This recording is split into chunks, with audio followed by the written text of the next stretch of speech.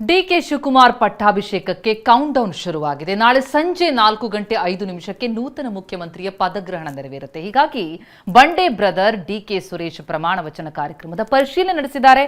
ಮತ್ತೊಂದು ಕಡೆ ದೋಷ ಪರಿಹರಿಸಿಕೊಂಡು ಸಿಎಂ ಪಟ್ಟಕ್ಕೇರಿದ್ರ ಡಿಕೆ ಎನ್ನುವ ಚರ್ಚೆ ಕೂಡ ಶುರುವಾಗಿದೆ.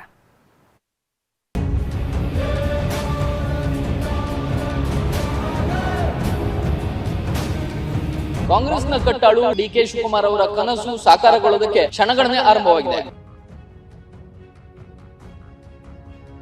ಎಲ್ಇಡಿ ವ್ಯವಸ್ಥೆ ಮಾಡ್ಲಿಕ್ಕೆ ಹೇಳಿದೀವಿ. ಹೊರಗಡೆ ಅಭಿಮಾನಿಗಳೆಲ್ಲ ಹೊರಗಡೆಯಿಂದ ಬರ್ತಾರಲ್ಲ, ಅವರೆಲ್ಲ ವೀಕ್ಷಣೆ ಮಾಡಬೇಕಲ್ಲ.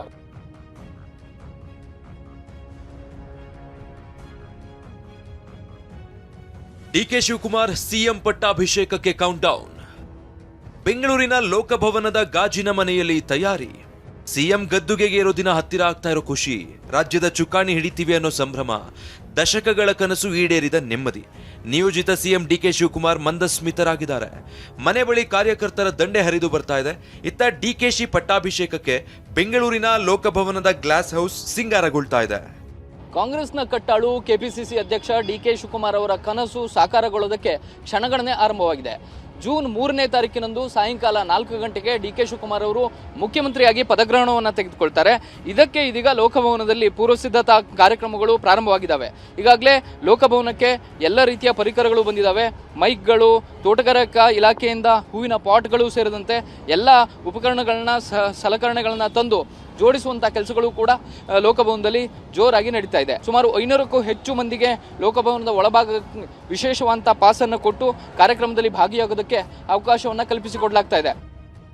ಇನ್ನು ಡಿಕೆಗೆ ಸದಾ ಬೆನ್ನೆಲುಬಾಗಿ ನಿಂತಿದ್ದು ಸಹೋದರ ಡಿಕೆ ಸುರೇಶ್. ಅಣ್ಣ ಪದಗ್ರಹಣದಲ್ಲಿ ಯಾವುದೇ ತೊಂದರೆ ಆಗದಂತೆ ನಿಗಾ ವಹಿಸಿದ್ದಾರೆ. ಪ್ರಮಾಣ ವಚನ ನಡೆಯಲಿರೋ ಲೋಕಭವನದ ಗಾಜಿನ ಮನೆಯಲ್ಲಿ ಪರಿಶೀಲನೆ ನಡೆಸಿದ್ದಾರೆ.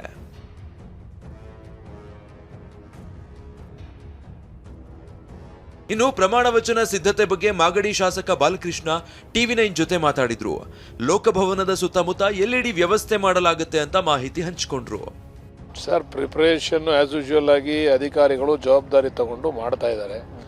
ಜಸ್ಟ್ ನಾವು ನೋಡ್ಲಿಕ್ಕೆ ಹೋಗಿದ್ದು ಅಷ್ಟೇ. ಏನಾದರೂ ಸಣ್ಣ ಪುಟ್ಟ ಅಲ್ಲಿ ಸಜೆಷನ್ಗಳಿದ್ರೆ ಕೊಟ್ಟು ಅದನ್ನು ಬದಲಾವಣೆ ಮಾಡಬೇಕು ಅಂತೇಳಿ ಡಿಕೆ ಸುರೇಶ್ ಅವರು ಖುದ್ದು ಅಲ್ಲಿ ಹೋಗಿ ನೋಡ್ಕೊಂಬಂದ್ರು. ಅವ್ರ ಜೊತೆ ನಾವು ಕೂಡ ಹೋಗಿ ಅಲ್ಲೆಲ್ಲ ಯಾವ ರೀತಿ ಪ್ರಿಪ್ರೇಷನ್ ಮಾಡ್ತಾ ಇದ್ದಾರೆ ಅಂತ ವೀಕ್ಷಣೆ ಮಾಡ್ಕೊಂಬಂದು ಎಲ್ಇಡಿ ವ್ಯವಸ್ಥೆ ಮಾಡ್ಲಿಕ್ಕೆ ಹೇಳಿದೀವಿ ಹೊರಗಡೆ. ಕಾರಣ ಏನಂದ್ರೆ ನಮ್ಮ ಅಭಿಮಾನಿಗಳೆಲ್ಲ ಹೊರಗಡೆಯಿಂದ ಬರ್ತಾರಲ್ಲ, ಅವರೆಲ್ಲ ವೀಕ್ಷಣೆ ಮಾಡಬೇಕಲ್ಲ. ಅವ್ರಿಗೇನೋ ಒಂದು ಕುತೂಹಲ ಮತ್ತು ಖುಷಿ, ಅದರಿಂದ ವೀಕ್ಷಣೆ ಮಾಡ್ಲಿಕ್ಕೆ ಬರ್ತಾರೆ. ಅದಕ್ಕೆ ಎಲ್ಇಡಿ ವ್ಯವಸ್ಥೆಗಳು ಮಾಡಿ ಅಂತ ಹೇಳಿದೀವಿ. ಇಲ್ಲೇ ಸುತ್ತಮುತ್ತ ರಾಜಭವನ ಸುತ್ತಮುತ್ತ ಎಲ್ಇಡಿಗಳ ವ್ಯವಸ್ಥೆಗಳು ಇರ್ತವೆ. ಇನ್ನು ಪದಗ್ರಹಣಕ್ಕೆ ಮುನ್ನ ಡಿಕೆ ಶಿವಕುಮಾರ್ ಸ್ವಕ್ಷೇತ್ರಕ್ಕೆ ಭೇಟಿ ಕೊಡೋ ಸಾಧ್ಯತೆ ಇದೆ. ಕಾಂಗ್ರೆಸ್ ಶಾಸಕಾಂಗ ಪಕ್ಷದ ನಾಯಕನಾದ ಬಳಿಕ ಮೊದಲ ಭೇಟಿ ಇದಾಗಿರಲಿದೆ. ಇಷ್ಟೇ ಅಲ್ಲದೆ ಇವತ್ತು ತಾಯಿಯನ್ನ ಭೇಟಿ ಮಾಡಿ ಆಶೀರ್ವಾದ ಪಡೆಯಲಿದ್ದಾರೆ ಎನ್ನಲಾಗಿದೆ.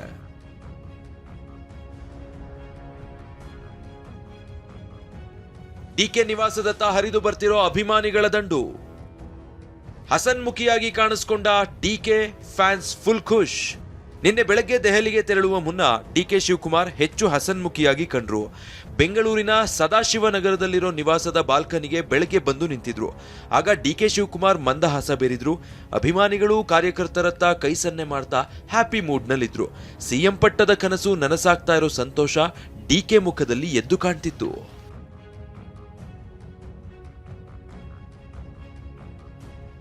ತಮ್ಗೆ ಈ ವರ್ಷ ತಾವೆಲ್ಲ ಕಾಲಿಡ್ತಾ ಇದ್ದೀರಿ.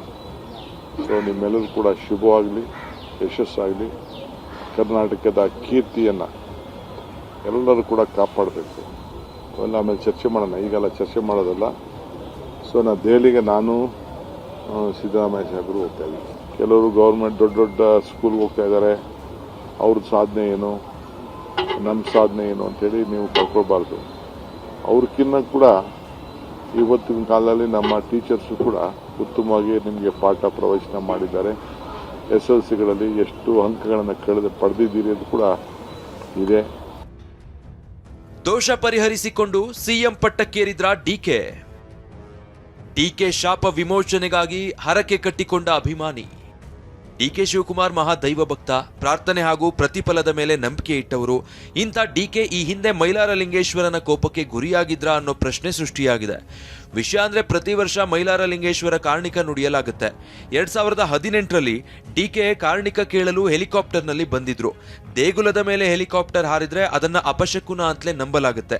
ಹಿಂದೆ ಜನಾರ್ದನ ರೆಡ್ಡಿ ಹೆಲಿಕಾಪ್ಟರ್ ದೇಗುಲದ ಮೇಲೆ ಹಾರಾಡಿದ್ದಕ್ಕೆ ಸಾಲು ಸಾಲು ಸಂಕಷ್ಟ ಅನುಭವಿಸಿದ್ರು ಎಂದು ಭಕ್ತರು ನಂಬ್ತಾರೆ. ಇದೇ ಕಾರಣಕ್ಕೆ ಡಿಕೆ ಕೂಡ ಐಟಿ ಇಡಿ ದಾಳಿಗೆ ತುತ್ತಾಗಿ ಜೈಲುವಾಸ ಅನುಭವಿಸಿದ್ರು ಎಂದು ಮಾತನಾಡ್ಕೊಳ್ತಾರೆ. ಹೀಗಾಗಿ 2020ರ ಡಿಸೆಂಬರ್ 18ರಂದು ಡಿಕೆ ಮೈಲಾರಕ್ಕೆ ಬಂದಿದ್ರು. ಧರ್ಮದರ್ಶಿಗಳ ಸಲಹೆಯಂತೆ ಪೂಜೆ ಸಲ್ಲಿಸಿದ್ರು. 1 ಕೆಜಿ ಬೆಳ್ಳಿ ಹೆಲಿಕಾಪ್ಟರ್ ಅನ್ನ ತಪ್ಪು ಕಾಣಿಕೆ ನೀಡಿ ದೋಷ ಪರಿಹಾರ ಮಾಡಿಕೊಂಡಿದ್ದಾರೆ ಎನ್ನಲಾಗಿದೆ.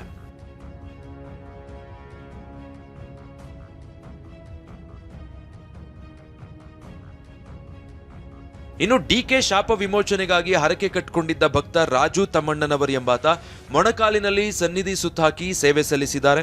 ವಿಜಯನಗರ ಜಿಲ್ಲೆ ಹೂವಿನಹಡಗಲಿ ತಾಲೂಕಿನ ಮೈಲಾರದಲ್ಲಿ ಡಿಕೆಗಾಗಿ ಹರಕೆ ತೀರಿಸಿದ್ದಾರೆ. ನಮ್ಮ ಡಿ ಕೆ ಶಿವಕುಮಾರ್ ಏನಾರ ಮುಖ್ಯಮಂತ್ರಿ ಆದ್ರೆ ಇಲ್ಲಿ ಬಂದು ನಾನು ಮಂಡಿ ಸೇವೆ ಮಾಡ್ತೇನೆ. ಮನೆ ದೇವರು ಮೈಲಾರಲಿಂಗಪ್ಪಗೆ ಬೇಡ್ಕೊಂಡಿದ್ದೆ.